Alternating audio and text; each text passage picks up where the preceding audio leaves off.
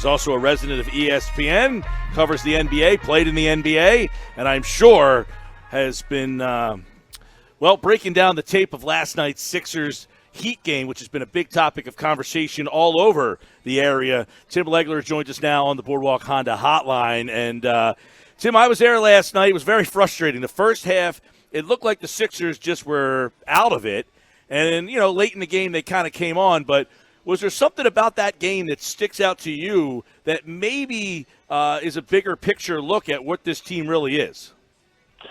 Well, I think for me, you saw a lot of what they are in last night's game. I think it's almost a great sample and microcosm of what this team is, and I thought their first quarter defensively was as active and as good as a team can play half-court defensive basketball. I just thought their activity, aggression, their their activity with their hands, their deflections, they were fantastic. And when I see them play like that, you go, okay, ceiling is finals. Like, that's their ceiling. Unfortunately, you saw there were times throughout the game offensively, the way that they play, and then they come back to earth, and you go, okay, that's the inconsistency that's keeping me from jumping on and saying they are going to live up to what I predicted in the summer was going to be a team that plays in the NBA Finals. I don't think I'm there with them right now, and I think the game last night illustrated that. This is a wild ride with this team a lot of nights. And look, they're still winning games and they're beating good teams, but there still seems like there's something missing. And last night was a good example of watching a team do that, particularly the way that they struggled at times to stop that team, and then offensively their lack of execution at critical times. So they're all over the place for me, and I thought last night was a good example of that, the extremes of how good they can be and how frustrating they can be.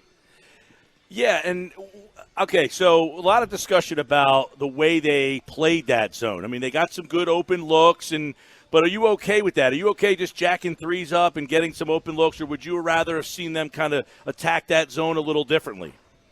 Yeah, no, I'm with you. Like, to me, Miami played more zone in that game in the second half than I've ever seen an NBA team play in a game, honestly. I mean, I couldn't believe they just kept going to it. And there was even a stretch where the Sixers scored 3 straight times and Spoelstra called timeout. And I was thinking to myself, okay, that's typically when a coach abandons whatever idea he had, and maybe you get, a veteran player like Jimmy Butler say, okay, coach, enough with the zone. Because most guys will try something like that and then abandon it as soon as it doesn't work for 2 possessions in a row. I give Spoelstra a lot of credit because clearly he had a plan with this team coming in, and he stuck with it even when they made a couple of shots, because he's basically saying, you do not have enough three-point shooting to beat me, and I'm just going to dare you to do it. So if Tobias Harris makes a couple corner threes, I'm not going to overreact to that. Or if Josh Richardson makes one, I'm not overreacting to it. Their personnel does not dictate there's enough guys across the board that you're going to consistently beat me from there. This is, the percentage is pretty decent on the year, but the number of attempts and the number of makes are toward the bottom of the league. So for Spoelstra, it's an easy decision. Let me put extra guys in the lane and bottle up Embiid whenever he touches it in the paint. Let me make sure I have extra bodies in front of Ben Simmons so he's not, getting straight line drives to the basket. And let's see if Harris and Richardson and Horford and Korkmaz and all these other guys can make enough threes to beat me. I don't think they can. He stuck with it, and it proved to be true. And I do think the Sixers, settled for some of those quickly because it's just not their identity. I mean, there were times, and look, I can tell you this, Mike, no team plays a good zone in the NBA. That was not a good zone defense. And if we want to go back and watch the film with me, I'll watch it with you all day long, because no team plays a good zone because they don't practice playing zone. It's something that you throw in there. It's gimmicky. You hope to get a couple of minutes out of it at most to throw a team off their rhythm, and then you get back out of it. No one practices playing zone regularly to where it's going to be an effective zone against really good players or the best players in the world at the NBA level. So that wasn't a good zone. It just accomplished what they wanted, which was to not let Joel Embiid destroy them in the paint or Simmons to get easy stuff and make other guys beat you, and it panned out pretty well that way. And the Sixers, I think, settled for some of those because you got to be a little bit more patient and play to what your strengths are, because the zone's going to be there to attack and to drive and to dish and to swing and to make them chase it a little bit. But you don't take the first good, decent look you get, and that's what Miami wanted them to do, and they did it. Interestingly, you brought up Joel Embiid because he said after the game that they were prepared for that zone. The coach had a plan to attack it, and they didn't execute the plan. And so I think we've been struggling to kind of figure out, well, why? You know, the coach says here, just like what you're saying, Tim, the coach is saying don't do that, don't settle for the first shot, attack the zone. And the players went out there and decided not to do that. So we're trying to figure out where the disconnect was there. Yeah, no, listen, if that's the case, and I didn't see those comments. If that's the case, then, you know, I'm curious to know how much they did talk about it beforehand, how much they were prepared for it. It wasn't like they weren't getting shots that if you were just to, close your eyes for a second, or not close your eyes, but ignore who was taking them in terms of what team, you'd say, all right, those are pretty good looks. Mm-hmm. So to me, the shots were decent, but the problem is it's not playing to their strengths. So I don't know what Brett Brown discussed with them and what they wanted to do differently. Typically against any zone, and that was a 2-3, that was a standard 2-3 zone, which, I mean, college teams don't even play a 2-3 zone. To me, 2-3 zones are archaic. They give up wide open wing threes because it's such a difficult thing to communicate. And when you're talking about NBA players, there's just so many gaps against the 2-3 zone to attack and so hard to recover out the shooters. It was amazing to me that it was that effective because the looks were decent. But normally you want to get the ball in the middle of the short baseline, and you want to immediately, if the ball comes from the right wing to the middle, the ball should go out to the left side every single time, and then down to the short baseline on the opposite side. And now you get his own basically rotating side to side, and what's going to happen, you are going to get two guys end up in the same place at the same time defensively because you just don't communicate it on a daily basis. And you're gonna make communication errors, and that's when you get a swing with a dribble line drive where there's a gap to get to the rim and get up on the offensive glass because they don't have specific assignments to block out. The one thing you don't want to do is come down, hit the wing on the first pass, or two passes goes to the corner, and that guy take an open three. That's bailing out what Miami was giving you, and it's bailing out the Miami Heat because they are saying that's your weakness. We're going to let you have it. I dare you to make enough of those to beat me. And the Sixers played into that trap a little bit. I completely agree with you, Legs. And one thing that I've been talking about all season long with this team is, and I'm not knocking Brett Brown. I actually think he's done a lot of good things this year with, once again, another new roster and another new starting five that he has to, incorporate and get up to speed and get on the same page. But he runs a very loose concept-based offense, and then I think that's where you see a lot of the indecisiveness at times with Ben Simmons or a lot of your turn, my turn type of stuff. And then last night with the zone, I think it applied there as well. It just seems like guys don't really know what to do with the ball at times. And I was saying put Ben at the foul line, put Embiid at the baseline, get the ball into Ben at the top of the foul line there. He can catch, turn, attack, kick it out to a wing, or bounce past it into Joe for a dunk or a post move, right? See, I absolutely 100%. If I'm coaching the Sixers and I'm getting a team playing zone against me and I have someone like Ben Simmons, he is going to camp himself right in the middle at the foul line. Yes. He's going to be a screener, and then he's going to slip to the middle of the floor, and that is open all day. And when that ball comes to that guy, to have a guy with that kind of vision, speed from there to get to the rim in one dribble, if that's what's there, or just his passing and playmaking ability, the way that people are going to converge on the paint, his ability then to maybe find three-point shooters where it's a better shot, it's more in rhythm, gives them a little bit more time when they catch it because of the amount of attention he draws. So that's where I'm running Ben Simmons. I'm running Joel Embiid along the baseline. He's a short baseline guy, so he's in great position offensive rebound. He's a guy that's going to catch the ball in that position, and he's automatically going to draw two defenders minimum because if you don't come and he's got the ball at 12 feet outside the block, he's going to overwhelm you along the baseline or get to the middle and get to the rim. So you're definitely going to draw two there. And now you can go low, high with Ben diving down the lane. You can go Joel take the double, get the reverse pass to the top of the key, and then play 3-on-2 or 2-on-1 on the weak side. There's a lot of things you can do. And I think in some cases, Brett Brown just trusts these guys to go read it and make decisions. And they're not a complete enough team to do that. Like, if you think about it, the Sixers really don't have a single player that is just generally complete offensive player across the board. I'm talking about can handle it, can shoot it, can pass it, can shoot it at range or post. The teams that are contending for championships in this league, they have at least one guy like that. Some of these teams have two.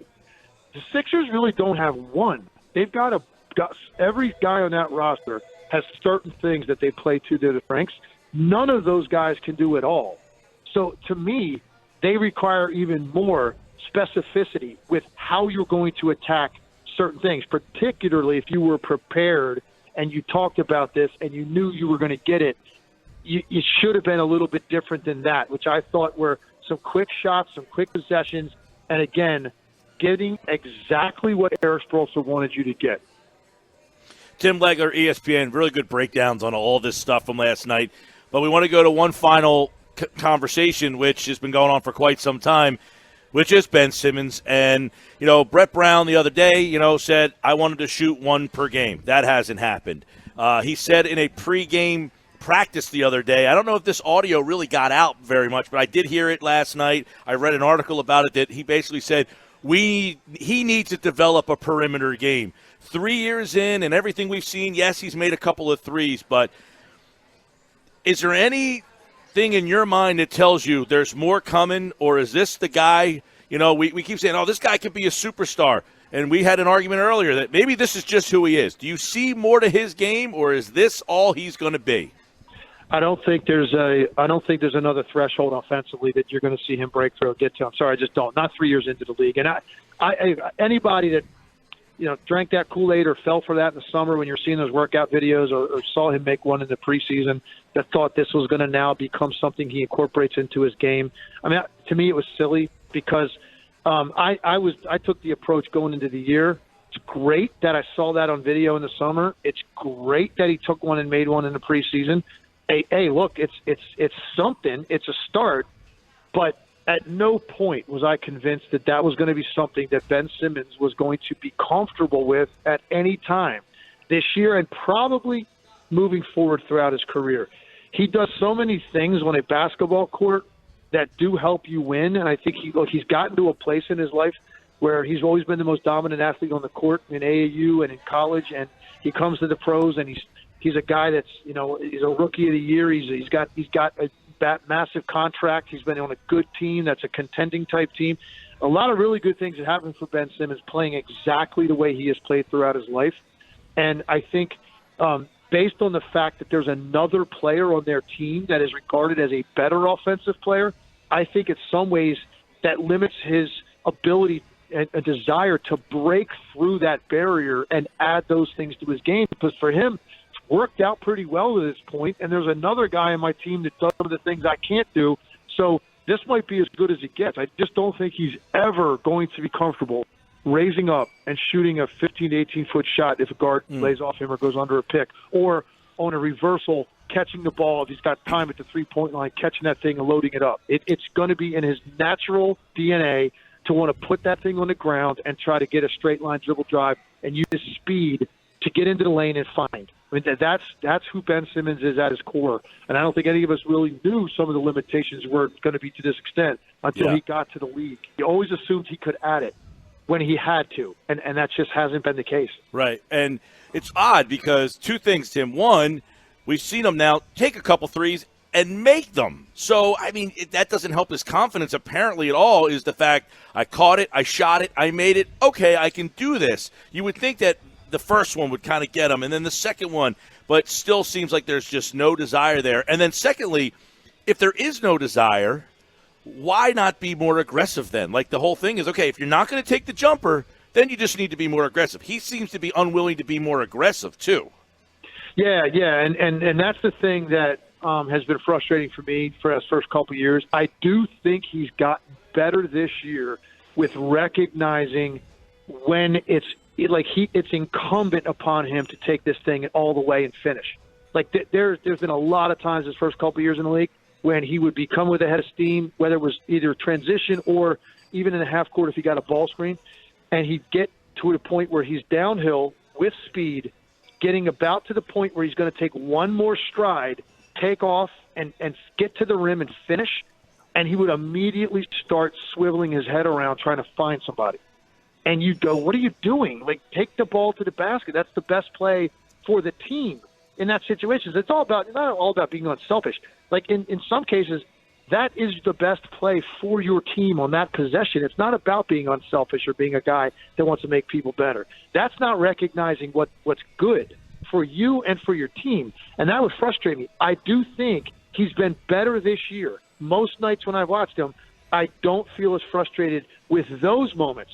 So he is recognizing when he's got an angle on a guy, he's got leverage, he's got the step on someone to then extend, use that length, use that athletic ability and the speed, and get that thing off the glass and finish the play. He's better than he's been, but he still is a guy that I think just isn't wired the way that we expect guys that have that kind of ability to be wired, which is rip your throat out and look, I'm just going to keep coming at you until you stop me. He's the type of guy that almost gets self-conscious if he shoots the ball 2 times in a row. And it's a strange thing, and I don't know. I don't know if he's ever going to overcome that. There are some people you watch, and I can even say this at the youth level. I'll go to a high school game and I'll go, man, look at that kid. You talk about unjustified confidence. They shoot 8 straight times and they have no business shooting the ball. And then you'll see this kid that has all of the ability, but again, will feel self-conscious if they shot the last 2, even if the third one is a great look. Yep. And it's almost like Ben Simmons has some of that in him that is his own mind working against him. It's amazing. I was at the game Friday night and said, imagine having the talent to be the MVP and choosing not to use it. It's unbelievable. But, hey, that's what we watch, and that's the saga. Tim Legler, kind enough, you've seen him on TV breaking down all the NBA and kind enough to give us a couple of minutes here on the Boardwalk Honda Hotline. Happy holidays, Merry Christmas, and Happy New Year to you, Tim. We appreciate it, as always. Always love coming on. Great doubleheader tonight, man. Bucks, Lakers, Rockets, Clippers. I'm working. I'm looking forward to breaking those down after. I thought you were talking Wildwood Catholic Holy Spirit. Yeah. I know that's going on tonight too. Believe me, my son will be checking out as a very proud Wildwood Catholic alum. Yeah, bud. All right, we'll talk soon, pal. All right, you got it. Tim Legler, like all guests, appear via the Boardwalk Honda Hotline.